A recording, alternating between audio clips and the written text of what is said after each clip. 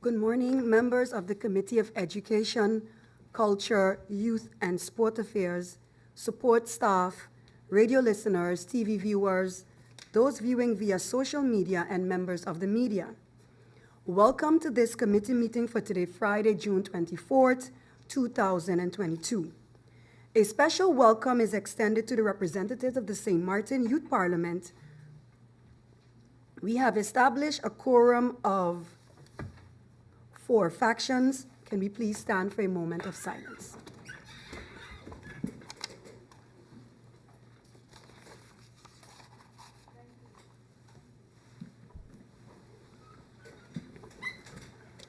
I have received notice of absence from the following members of Parliament: MP William Marlin, MP Akeem Arundel, MP Sitad Bejlani, MP Rolanda Bryson,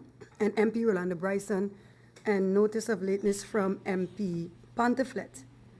Are there any notifications? And also notice of lateness from MP Rayon Peterson. Are there any notifications? I see no need. The agenda point for this meeting is as follows: discussion on ideas for improvement and further development of education, culture, youth, and sports sectors on St. Maarten, and a discussion on ideas for legislation and/or amendments to laws of St. Maarten regarding education, culture, youth, and sports. We have present with us here this morning, as I mentioned before, the Youth Parliament, and we go over to agenda point 1. On November 2nd, 2021, Parliament received a letter from my person, MP A.J.G, Romou, with the request of a meeting of this committee to be convened regarding the aforementioned agenda points. This document is registered under IS 202, 2021-2022, dated November 2nd, 2021. The intention of this meeting is to give the members of the Youth Parliament a platform and an audience to discuss their ideas for the improvement and further development of the education, culture, youth, and sports sectors on St. Maarten. All members have received a copy of this document, and it can be found on the P drive of Parliament.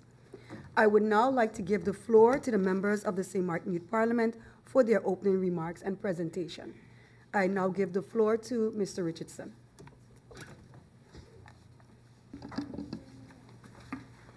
Good morning, Madam Chair, members of Parliament, support staff, my fellow YMPs, members of the media, guests in the Tribune, and those viewing online and listening via the internet. I want to thank the Committee of Education, Culture, Youth, and Sports for inviting us as the St. Maarten Youth Parliament to this meeting to voice our views and the views of the young people on the island who we represent. Before I hand the floor over to my fellow YMPs, I would like to first tell you about the education survey that we launched in 2020. Education is a foundation for the development and progress of any society. Good education is a constructive in nature, which is very helpful in future life. We, the St. Maarten Youth Parliament, launched an education survey meant to gain the opinion of young people on the island as means of drafting proposals and ideas for improving education on St. Maarten. Students, mainly secondary students, have participated in this survey. 80% of the respondents prefer traditional learning, while a whopping 92% indicate that traditional learning in classes is more effective and efficient when compared to online learning. Most respondents believe that their schools have utilized technology fairly well, given the circumstances. Due to COVID-19 pandemic, online schooling has become just as important for schools since it has become apparent that it is necessary for them to adapt. 39% of the students indicated that their schools were able to adapt fairly well, but still thought there was room for improvement. Online learning, while as of now may be less efficient, has been proven to be necessary for all schools to ensure a dynamic and rapid response to situations that may occur, causing traditional learning to become an unviable option. 89% of respondents believe that their school curriculum may be lacking and that curriculum and subjects offered should be tailored towards a student's chosen career path or plan for future studies. A flexible curriculum allows students to explore classes more freely and helps them to decide which path to follow. They also believe that information about local government and laws should be taught within all schools. They believe that we as young people should be taught about the laws governing this island, especially laws regarding education and us as young people on Sint Maarten. Since for many of the respondents, the extent of their knowledge about the laws on education is that it is mandatory to go to school. Schools on Sint Maarten should incorporate local government and law in all curriculums to ensure that young people are knowledgeable about affairs on the island, as well as the rights due to them as young people of this island. This can help young people to be better equipped for the future when they are able to vote and voice their opinions. Education is an important field and is necessary for growth and development of young people such as us. It is necessary that we start teaching them while they are young, because if we wait until they're older, it just repeats the cycle and makes us as a country grow stagnant and complacent. Gottfried Wilhelm Leibniz has rightly said, "Make me the master of education, and I will undertake to change the world." If we want to change the world, we must focus on education and increase our knowledge.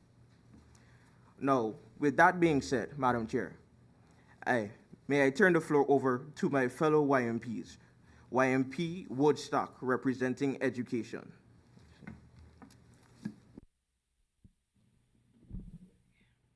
Good morning, Madam Chair, members of Parliament, support staff, my fellow YMPs, members of the media, guests in the tribune. Sorry. Okay, everyone can hear me? Okay.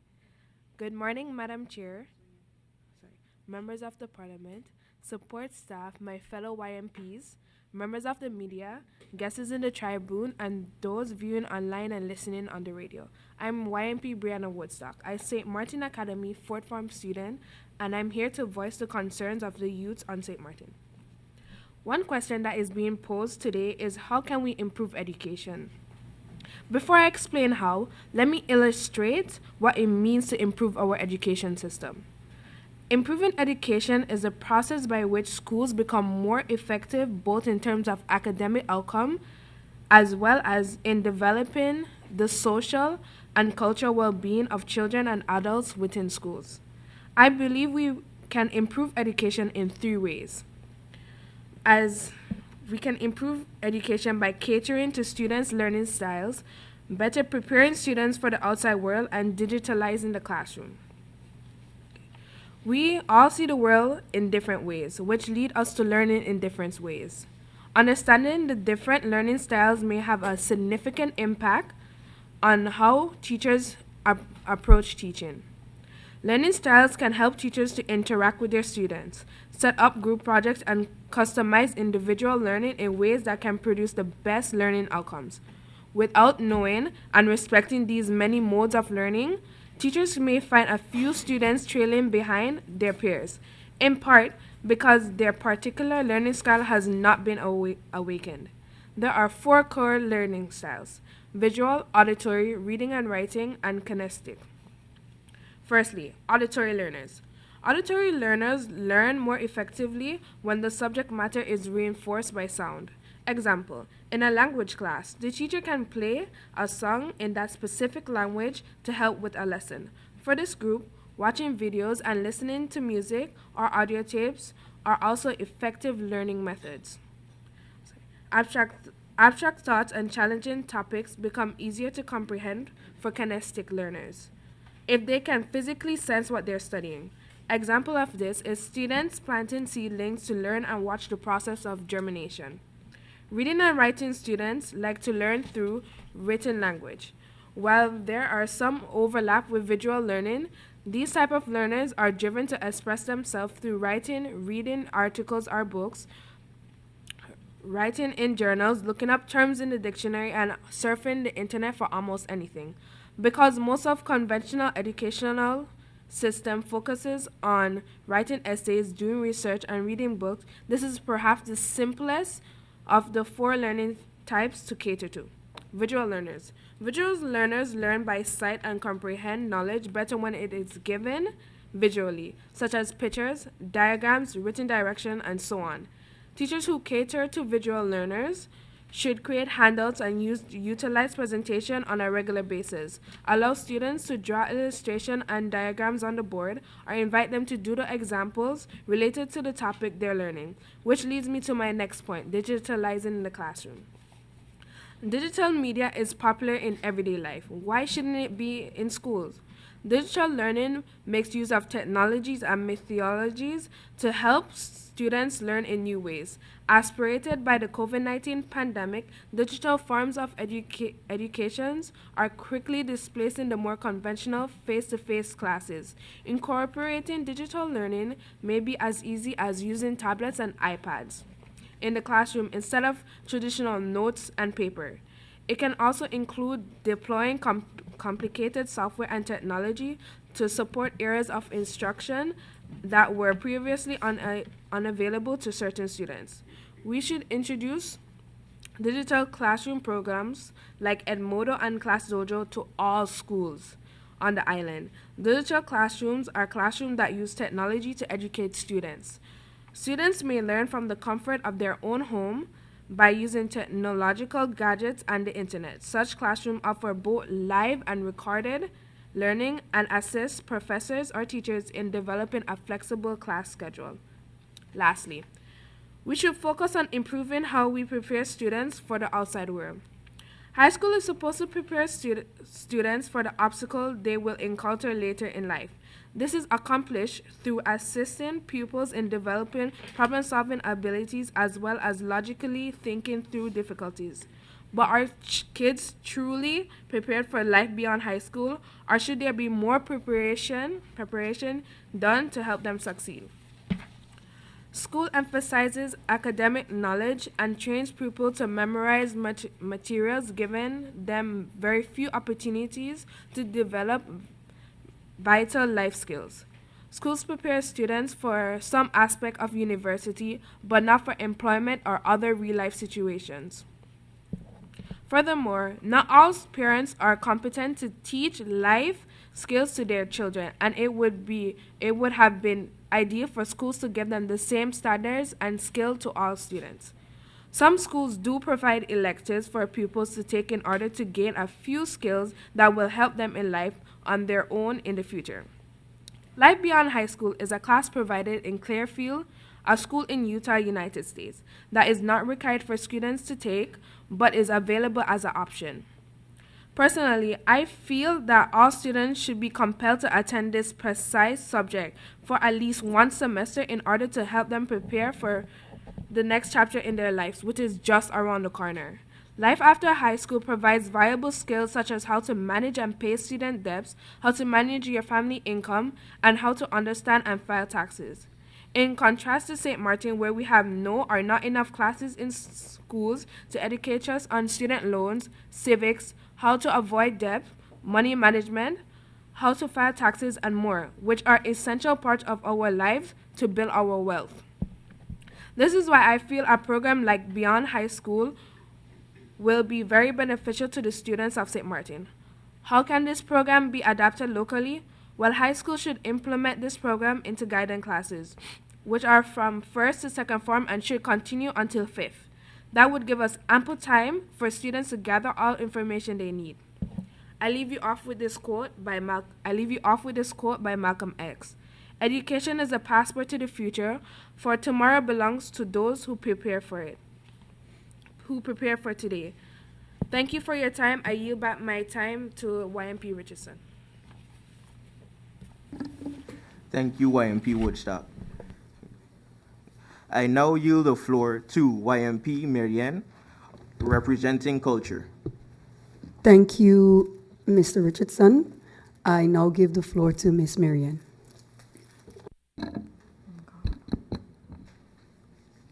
Good morning, Madam Chair, Member of Parliament, support staff, my fellow YMPs, member of the media, guests in Tribune, and those viewing online and listening on the radio.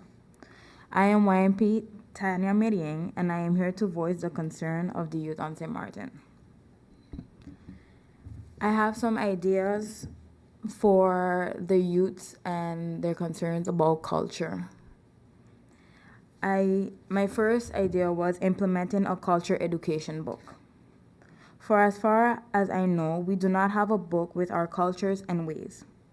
It would be an incredible upgrade to have books in our educational institution that will teach us about St. Martin culture and history. This is important for all students, especially those who aren't born here but have the opportunity to be raised here and are able to learn and appreciate our uniqueness and ways of life. History and government. Adding a book that would be able to be sent out to every, at least education, so primary school, high school, or even USM if possible, would be a great upgrade and great way to let everybody know that we are an island, we are united, and we would like that even if you are not from here, you are able to learn our ways and our cultures of life. Next, I have a museum. We do not have a solid museum. I believe we should take the time to invest into a museum that can be a beacon of knowledge for both us locals and serve as a great tourist attraction. Many tourists ask us all the time if there is any museum that they can go to. Well, there is the option. Many youths aren't aware about the one that we have. I ask we push the fund and improve our museum to help with the educational efforts of the community and those who visit us. Another thing that I did have in mind was field trips. As a former PSV student, we did not get to go on many field trips. Some classes could not go on any at all. This, unfortunately, is the reality for many other high schools. Field trips do not just give us, the youth, information and knowledge, but it also lets them see it from their own perspective. Adding field trips, especially cultural field trips, would be an amazing add-on to their knowledge, for example, to the roundabouts and where the salt pond is. And hopefully, in the near future, to the museum and much more. And to finish my ideas, we also have a cultural day. Celebrating only St. Martin Day once a year is not enough. St. Martin should be celebrated every day. Putting up the St. Martin flag at schools, posters, and little details around the school that represent our culture. We should be able to highlight important culture days, such as Flag Day, in the school and have other opportunities where we can have showcase the highlight in local music, artists, and food to show how much St. Martin stand by their culture. With this, I leave a quote: "A people without knowledge for their past, origin, and culture is like a tree with no roots." The person who wrote this quote is unknown, but knows very much what they meant. Thank you for your time. I yield back my time to YMP Richardson. Thank you, Ms. Marianne, and I now give the floor back to Mr. Richardson. Thank you. I now yield the floor to YMP Flanders, representing youth. Thank you, Mr. Richardson. I give the floor to Ms. Flanders. You have the floor. Good morning, Madam Chair. Good morning, members of the Parliament, support staff, my fellow YMPs, members of the media, guests in the tribune, and those viewing online and listening on the radio. I am YMP Angel Flanders, a Milton Peters Ford farmer, and I am here to voice the concern of the youth on St. Martin. We have many talented athletes on this island and have witnessed some of the best go abroad on athletic scholarships or play on a professional level. I believe that we should work on improving our sports league, especially within the schools. To allow these athletes to develop and refine themselves, we should also work on bringing proper recruiters to the island to give these athletes the opportunity to continue their skills abroad. If you're not a student that's in a higher academic stream, it is difficult to assimilate into society as a working adult. Students who graduate at the PBL level do not get scholarships, thus making it harder to continue their education. Many jobs also look down on the type of diploma you receive, turning down persons who do not have a TKL have a diploma? Why are you judging based on a piece of paper with ink on it? Schools should also evaluate the curriculum and teaching styles. For example, many students learn better doing hands-on jobs versus reading off a paper. In my opinion, I believe the brain catches on to the material at a faster pace. The curriculum can also be revamped to educate students on financial literacy skills, such as money management and understanding taxes. Schools should also collaborate with the various arts and sports programs in the community. It's a known fact that if the youth are in programs like these, it would decrease the number of them roaming the streets and participating in petty and organized crime. I believe establishing and founding these programs will be beneficial to all students, and the institutions should inform the students via letters, asking if they want to participate in these activities after school or during the weekend. The mental health of our youth is extremely important, especially if we want them to thrive in an educational setting. As an island, we should push more awareness and support about the various mental illnesses, bullying at school, and even abuse at home. Schools via government funding should have professionals within the institution that would help students with these issues and meet with them on a monthly basis. Thank you for your time. I yield back my time to YMP Richardson. Thank you, Ms. Flanders. Mr. Richardson, you have the floor. Thank you, Madam Chair. I now yield the floor to YMP Roberts, representing sports. Ms. Roberts, you now have the floor.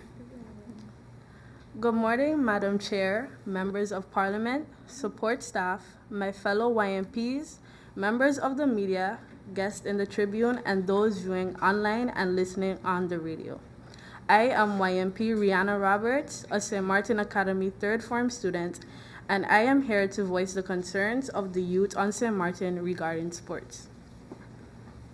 Sports on the island has improved over the years, yes, but I believe much more improvement can be implemented because, for one, many youths on the island are lacking the motivation to participate in any sporting activities. This can lead to many of them falling into juvenile delinquency. For example, in a 721 News article on September 2nd, 2021, another high school student was arrested for the possession of marijuana. My question for you is, do you think this island would have these kinds of problems if our youth was more engaged in sports?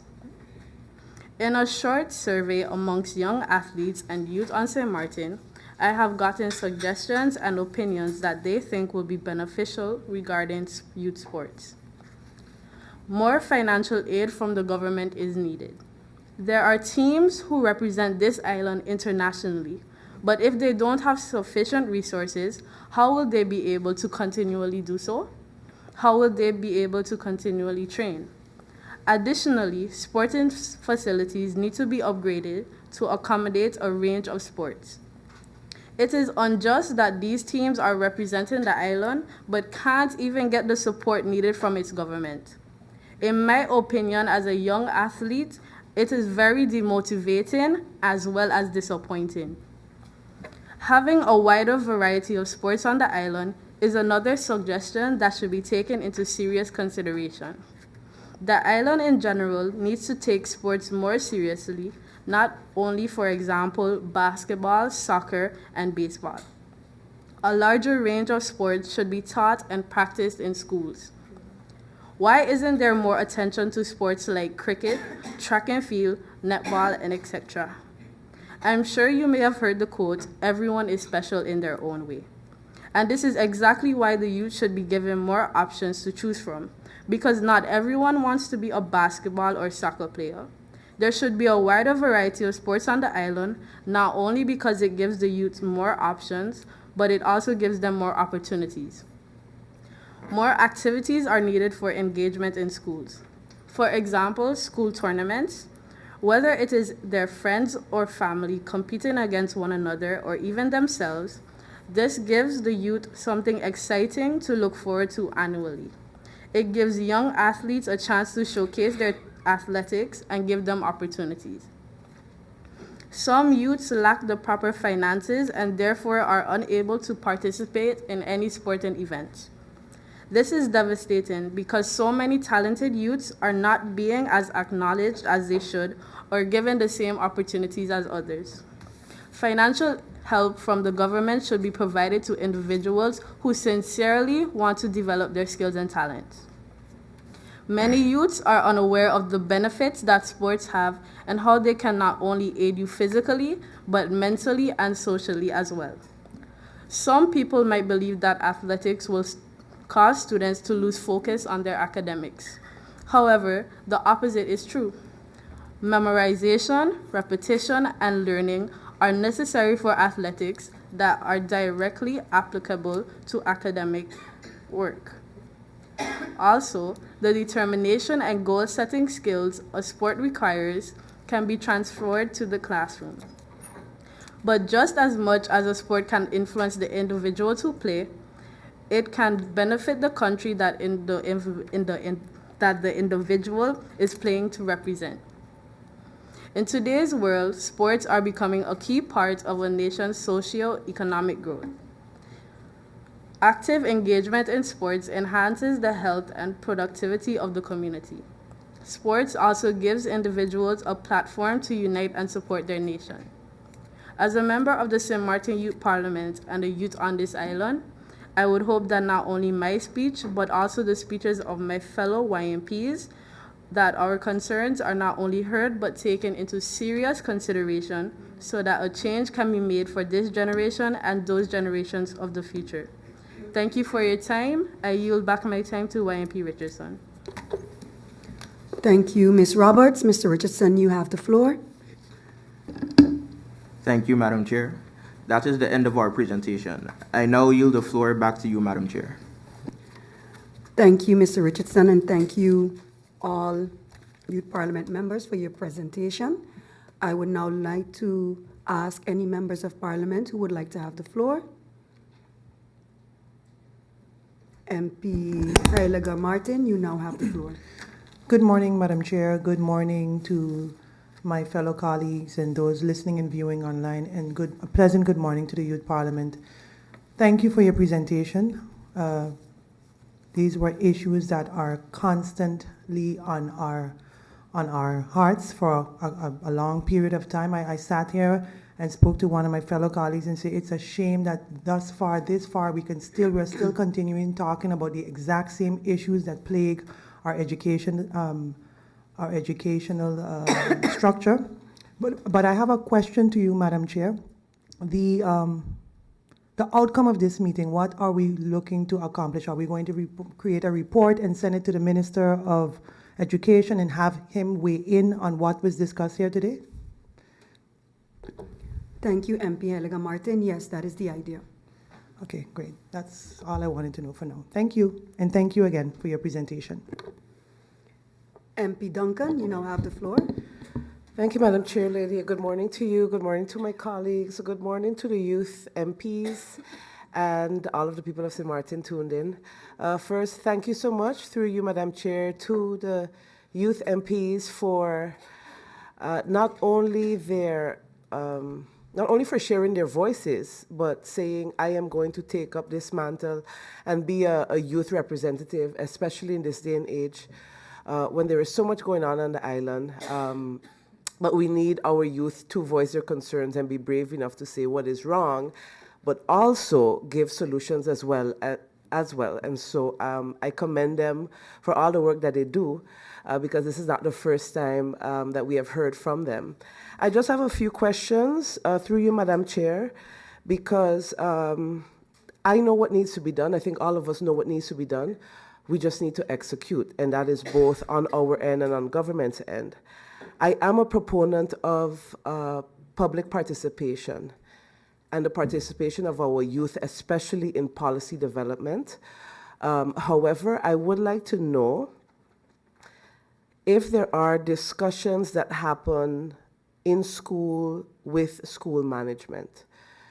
So from the Youth Parliament, if there are if they can share their experiences with speaking to school management and across all schools about policy changes, about ideas that they may have, how is that, and also to how easy is it, through you, Madam Chair, to survey students?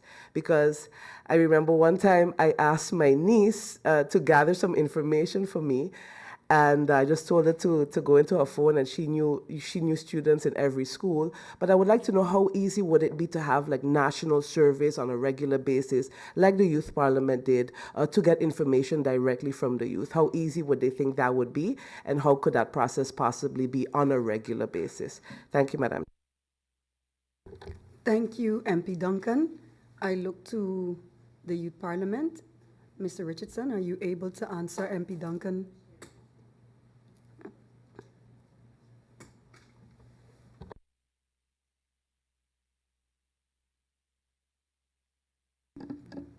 Thank you, Madam Chair. We would like some time to deliberate and formulate an answer, please. Okay, good. So then we will continue, and then you can just gather the questions and then formulate your answers after, okay? Thank you. Any other MP would like to have the floor? MP Westcott Williams, you have the floor. Thank you, Madam Chair Lady, and a good morning to you. A good morning to our support staff, to my colleagues, a good morning to all the members of the Youth Parliament. Good morning, welcome to the Parliament, and thank you for your presentations. Clear and direct, and not really needing a discussion per se, because your points are very, very valid. As some of my colleagues have mentioned, it's not the first time that we're hearing them. So I want to thank you again for articulating these matters in the way that you did once again here to the Parliament. And my question ties into MP A.J.G Martin's question with respect to how do we go from here. And I ask this looking back at the different presentations and proposals that we have had from the Youth Parliament over the years. And so while, of course, we need to gather information from the government, I think more should be done, or at least some type of a timeline should be established when we send together this information, so that we can come back and see what kind of progress has been made in order to look at potential outcomes based on this meeting and other proposals from the Youth Parliament. So I think, Madam Chair Lady, as a committee, we really need to look at that. If necessary, have a follow-up meeting of the committee on the points as presented, on the proposals as presented, and then decide on a plan of action going forward. In terms of the Youth Parliaments, I know you have your guidelines, your rules as a Youth Parliament. Does it say anything about making proposals to Parliament and then what? So, like, what would you then expect from Parliament after you make your proposals? Is there any trajectory established in your rules or regulations where that is concerned? Do you then, after X amount of time, come back to Parliament to see like what has been done with what you have presented? So is there any such a trajectory established for basically follow up to some of the ideas that you have presented and the concerns that you have raised? Madam Chair Lady, so in thanking the members of the Youth Parliament, and then those one or two questions, if they could be answered, and the notification for the committee itself in terms of going forward. Thank you, Madam Chair Lady. Thank you, MP Westcott Williams. I now give the floor to MP Gums. Thank you, Madam Chair, and good morning to you, Trifir, my colleagues, the Youth Parliament, and those who are joining us online or via radio. Madam Chair, I don't have any questions for the Youth Parliament. I think these issues have been highlighted throughout my entire academic career on this island. I'm now in Parliament. I think, however, with regards to what MP Westcott was stating about a timeline and a plan of action, I think we can propose a plan of action right now. We've had presentations by the Ministry of ECYS, predominantly by the minister. I would suggest then that the committee do similar to what was done with the Committee of TEAT and invite the department heads and invite the civil servants who actually have to execute the work then that the Ministry of Education does, and then let them tell us per topic, as the Youth Parliament presented, what their plans are against this presentation then of this survey that the Youth Parliament conducted. So that would be my suggestion then for handling it further. Thank you. Thank you, MP Gums. Any other member of parliament wish to have the floor? No? Okay, I will adjourn for 1 minute to caucus with the Youth Parliament to see how much time they need. Meeting adjourned.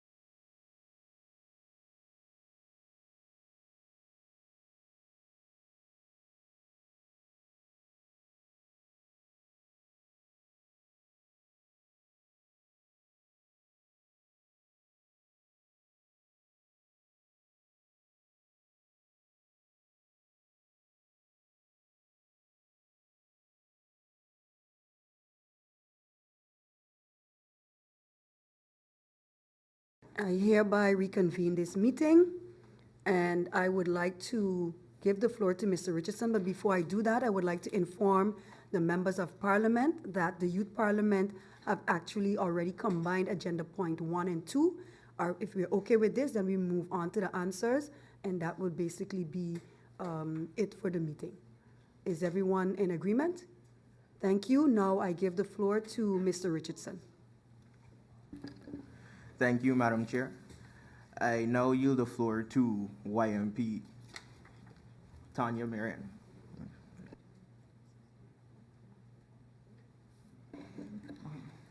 Through you, Madam Chair, in response to MP Duncan, on occasions we have had open conversations with school management. However, it does not usually go further than a conversation. We had some resistance, but we were precise in getting the message across. It is a great concept, and as us YMPs will work on this project development.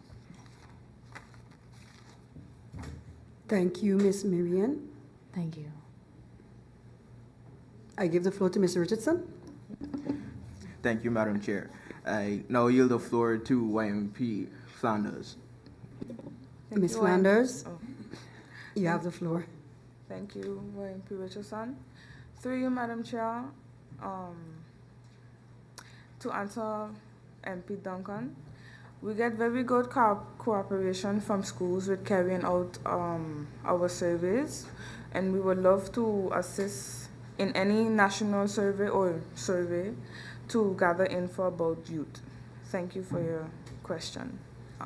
Thank you, Ms. Flanders. I yield back the floor to Mr. Richardson, you now have the floor. Thank you, Madam Chair.